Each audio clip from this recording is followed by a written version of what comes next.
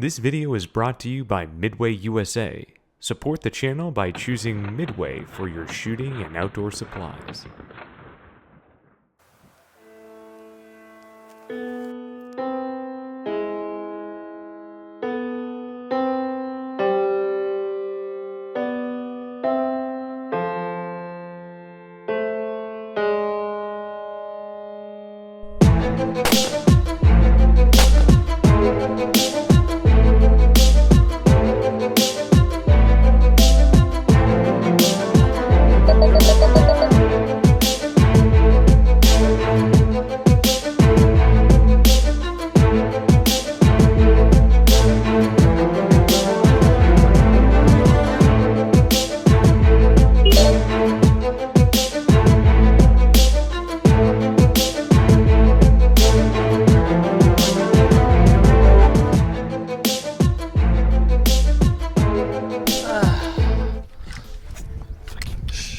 Weather.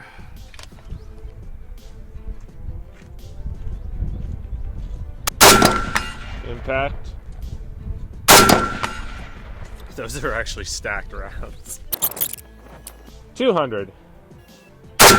Impact. Impact. Nice. Good shots. Nice. The wind is very strong here. Yeah. Right now. Yeah.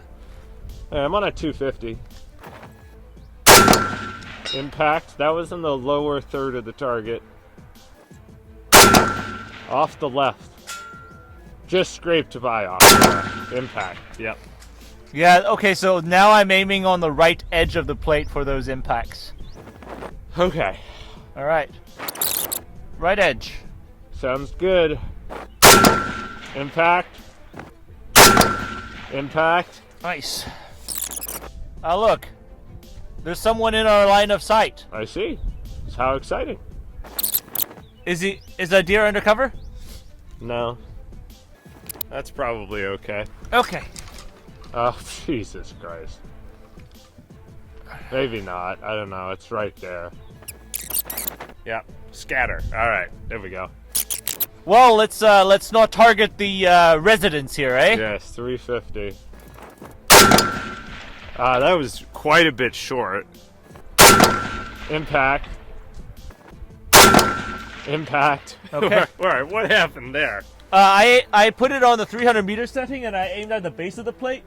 When you said it was quite a bit short, I aimed at the shoulder level and those two were impacts. Alright. I'm on at 4. Okay, I'm using 400 meters at the base of the target. Yeah, way short. Oh, wow, okay. So, confirming what we saw in the last target. Yeah. Impact. Impact, yep. Okay. Yeah, so those two 400 meter setting, bump to the right, and then aim at the shoulder level, and those are impacts. Impact, that was upper chest, head, neck area. Okay. Off the left. Impact. Oh, nice. Nice. So I actually had to keep a gap between the target and the front sight there. So the wind enough now is pushing you so far that you're actually holding way actually off target by a good amount. All right, 500.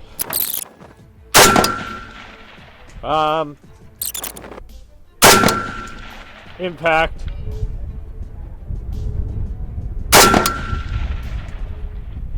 Man, the wind is shaking the glass here, but I think that was just off the left. Okay. Yeah, okay, that was off the left. That was also slightly high.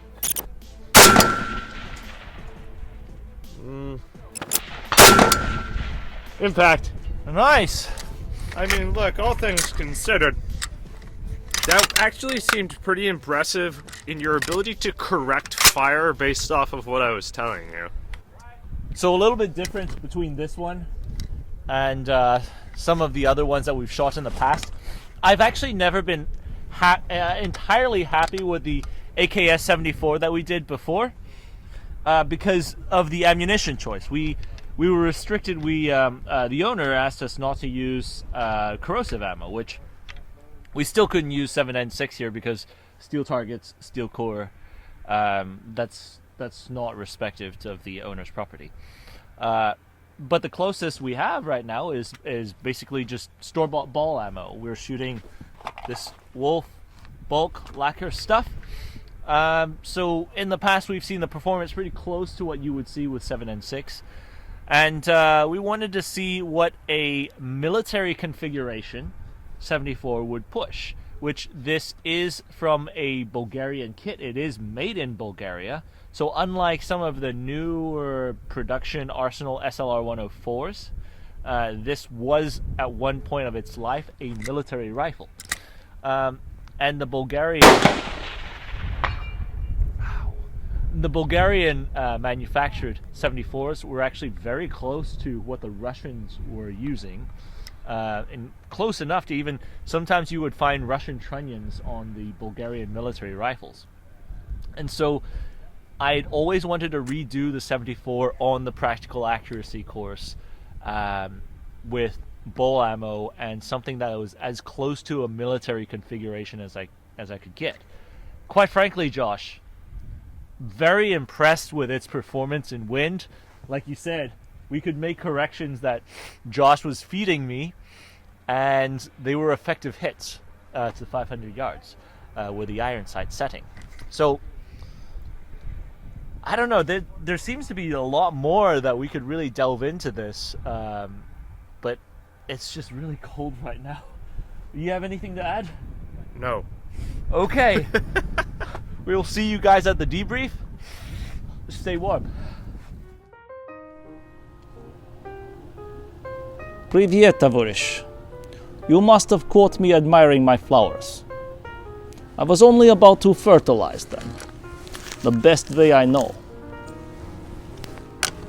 The Russian way. I hope you're enjoying the show so far, because shows like this, they're brought to you, of course, by Slate Black Industries. But most importantly, they're brought to you by the patrons of Patreon and Utreon. That's right.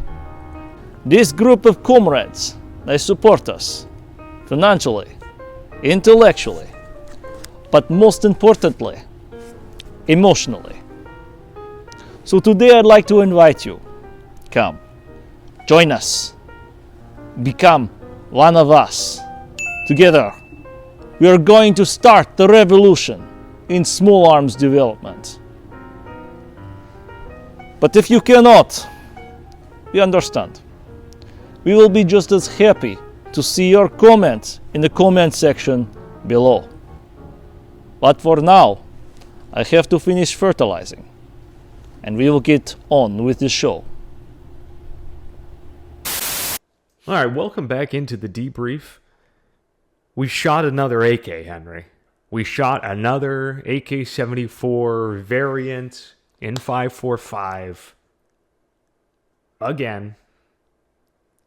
Why? Now, I mean, this isn't just any AK74 variant. So this is the AK74 variant, meaning this is the most frequently encountered AK74 variant, even more so than the AKS74, the folding stock. This is the base rifle for the AK74, and previously when we shot the AKS74 with the folding stock, the triangle folding stock, because that was a loaner rifle, we couldn't use any corrosive ammunition. Well, I mean, we couldn't anyways because it was on steel targets. So this time, you know, we tried to get as close to 7N6 as we could and use, like, you know, ball ammo, just standard spam can stuff that you would get. But most importantly, the AK74 series, you know, with the beautiful wood stocks, with the bright orange bakelite magazines, slick iron sights, it harkens back to that image from Afghanistan, the Soviet occupation of Afghanistan, the Soviet operations in Afghanistan back in the 70s to the 80s, all the way through to the 90s, and you would still see them around.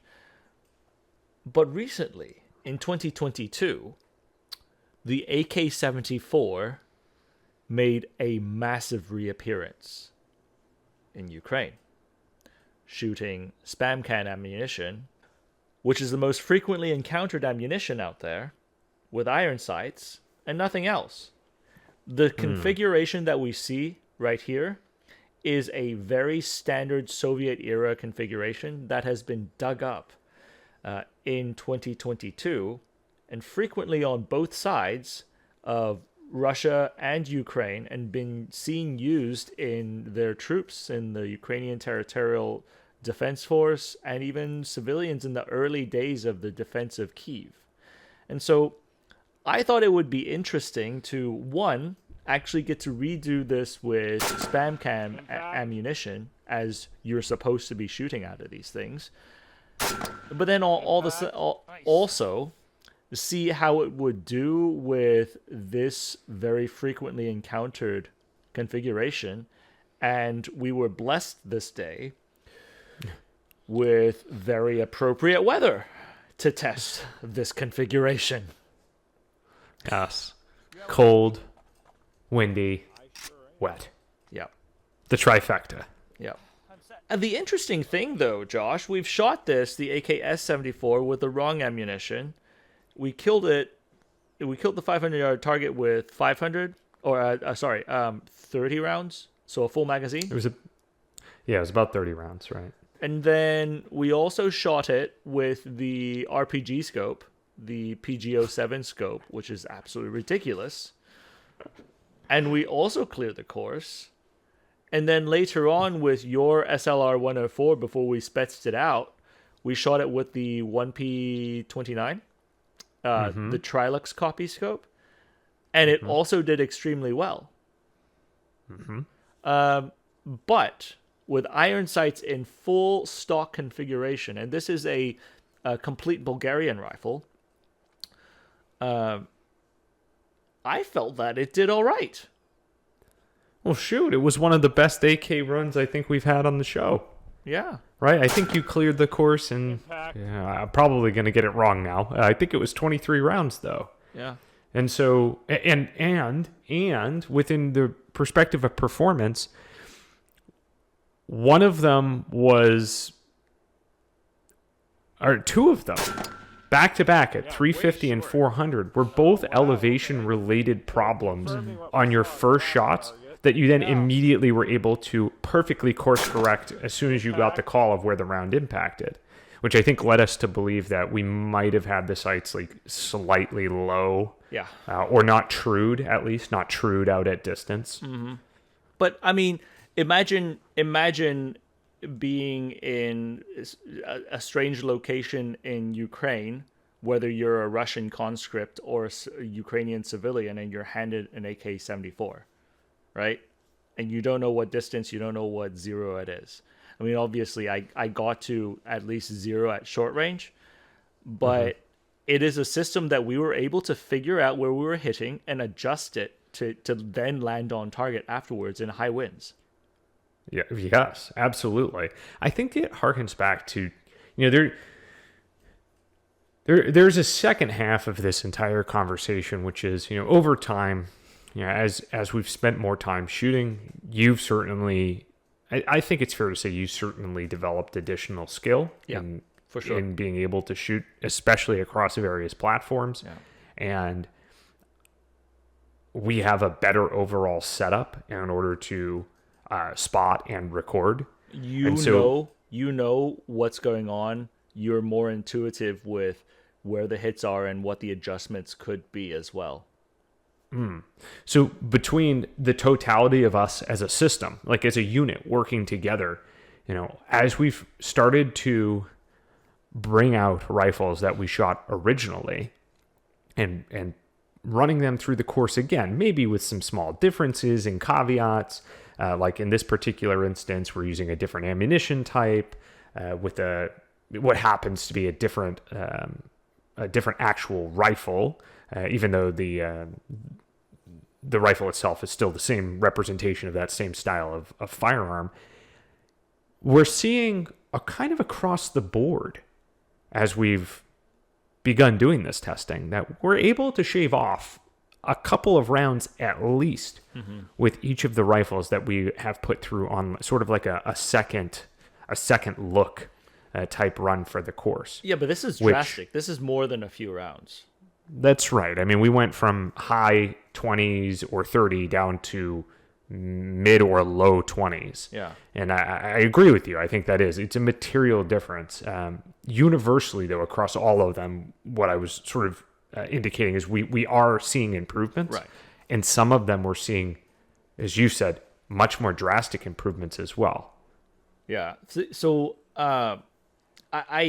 I kind of wanted to draw a few things back. Maybe I think if someone's got any questions about the historical development of the rifle, this is probably one of the most covered rifles that we've done on the channel. We have a full multi-part classic series on the history, the background of the AK-74, up into the modernization of the AK-74. In fact, Josh's SLR 104, which is a full factory Bulgarian build 2 TDP specs AK-74, souped up into Spetsnaz mode.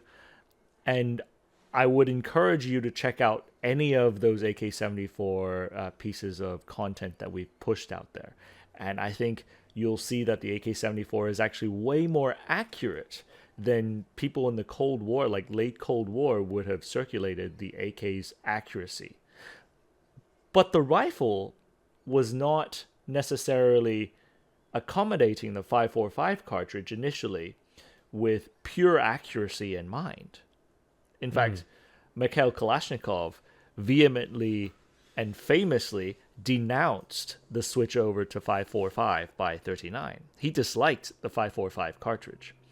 But the cartridge was chosen for recoil, so a lower recoil, because the AK-74 and the Kalashnikov series, the Automat Kalashnikov series of rifles, was designed to be fired on automatic mode as the primary mode.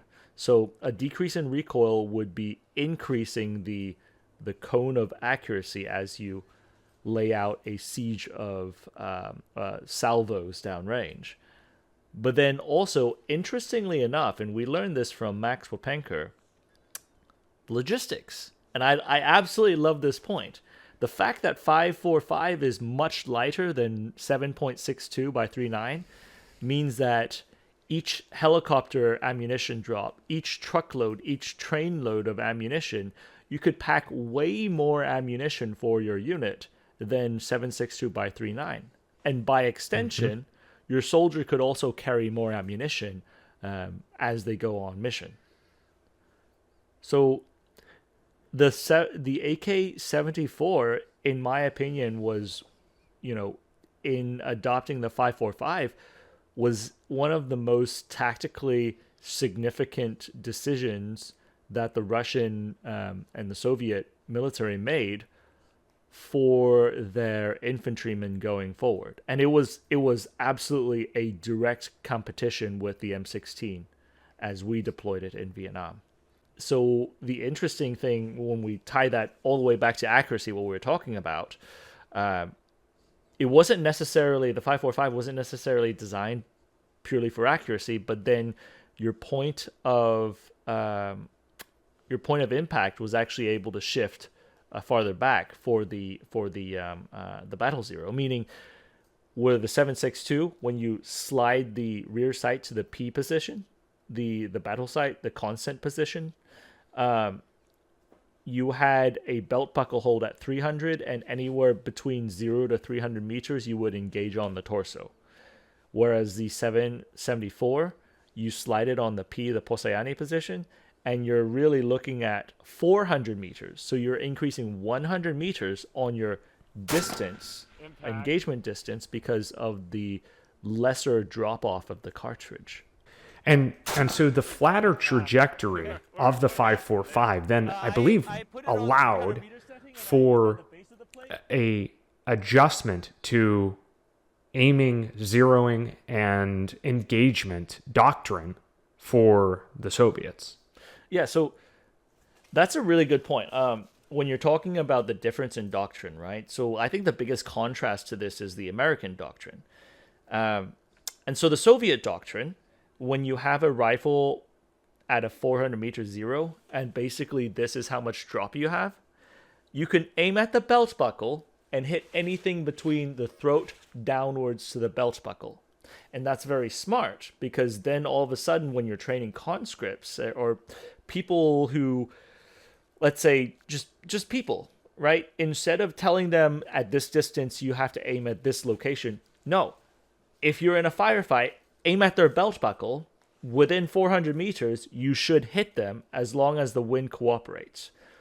That's really smart, because you don't have to teach them, hey, like the Americans, you teach a zero at the chest, like maybe a 200 BZO, and then you're looking at chest, 300 head, and 400 hat for your bullet drop. And that's what we learned, the chest, head, hat method. The problem with that is when you are subjected into a firefight, your adrenaline is pumping, your mind is going in a million different directions, time is kind of slowing down, but then at the same time things are happening very fast. The more you decrease the amount of brain power you need to expend on this, the better. So some people will argue, right? Well, that's a professional army. A professional army ought to be able to figure out your bullet drop as you go out. That is true. That is very true. But at the same time, efficiency is efficiency. The Soviet system, you pull the leaf all the way back and it's on P, posayane, drop it on the belt buckle, and you're ready to fight to 400. Now, if you want to drop a point target, just push the leaf back forward and you've got 100 all the way to, well, I mean, you're not hitting 1 kilometer, but it's graded all the way out to 1 kilometer, and you'll be able to hit a point target going out as well. So the doctrinal system that the Soviets have developed with the rear sights, actually really, really smart, and there's a lot of value and wisdom behind it. Yeah, it's interesting, right? Because it even just within the context of trying to remember to aim at a certain portion of the target at a certain distance, you also have to be able to gauge the distance correctly. Right, so it's there's multiple things at play using chest, head, hat versus using belt buckle, where as long as you're within 400 meters of the target, you're gonna score a hit, whether it's at 100 and you're hitting up, at the top of the shoulders or the neck area, or it's 300 and you're basically hitting in the belly, right, or maybe in the lower rib cage area. Like you're going to score that impact across the board. And it's that value on, as you say, is sort of like a point and shoot type methodology is, again, not just part of Doctrine, but facilitated specifically by the 545 cartridge and the advent and rollout of that cartridge. Yeah. As compared especially to the 7.62. Yeah, because it's not just efficiency of your movement. I mean, obviously, so right here, you've got Josh, who deals with a lot of efficiency of movement when you're, say, like you're pushing in matches. And might I say that actually has extensions, like if you're working CQB, foot movement and everything, there's efficiency and movement you need to think about. But one other part of the efficiency is your mind. You need to think about the efficiency of your combat mindset when you're out there. So if you're able to streamline that efficiency in Doctrine as you're pushing things out, that could very well give you an edge in combat. Absolutely. All right.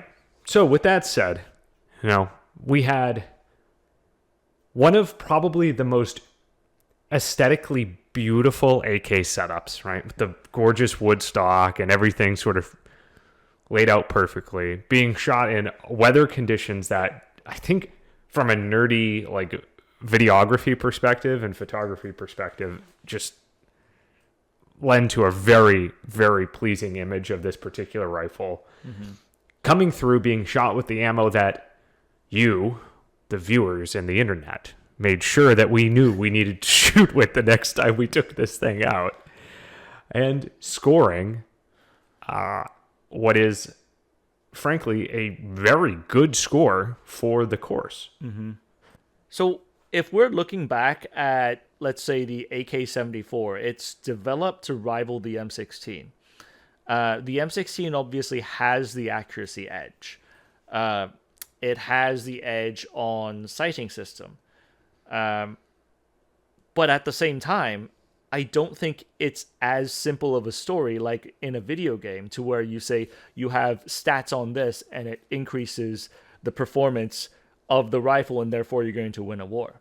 I think a lot of this comes down to training, doctrine, and it comes down to the mentality as you approach warfare. And so if I were to look at this, and I would love to hear it from the audience out there, I went into the Army with a lot of people saying that AKs just cannot hit. And by extension of the AKM being inaccurate, a lot of people just did not give a lot of thought to the AK74, the 545 series, despite it being a main issued item to one of our biggest military rivals in the world. I'd be curious in hearing what people out there who are using the AK74, what their thoughts are. I mean, because I certainly have not used the AK74 in combat. I'd be curious in hearing if it is adequate for their use, or if there are certain things that they'd like to, see changes to it. If this is really, let's say, subpar to an AK-12 if you modernize it. Is that too bad of a slip in there? No, But I like it. That was perfectly placed. Anyways, Josh, what do you All right, guys. I think with that, we'll go ahead and wrap this up. Be sure to like, comment, subscribe, do all the good YouTube stuff. Check us out over at 9H Podcasts for other long-form discussions on similar topics. Until next time, we'll see you on the range.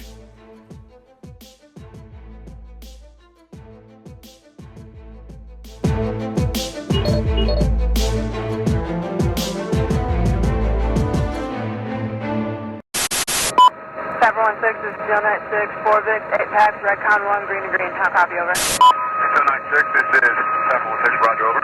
16, Steel 91, 1 pack, green, green, over. This is 716, roger, over. 16, Steel 92, 1 Victor, 2 packs, red con 1.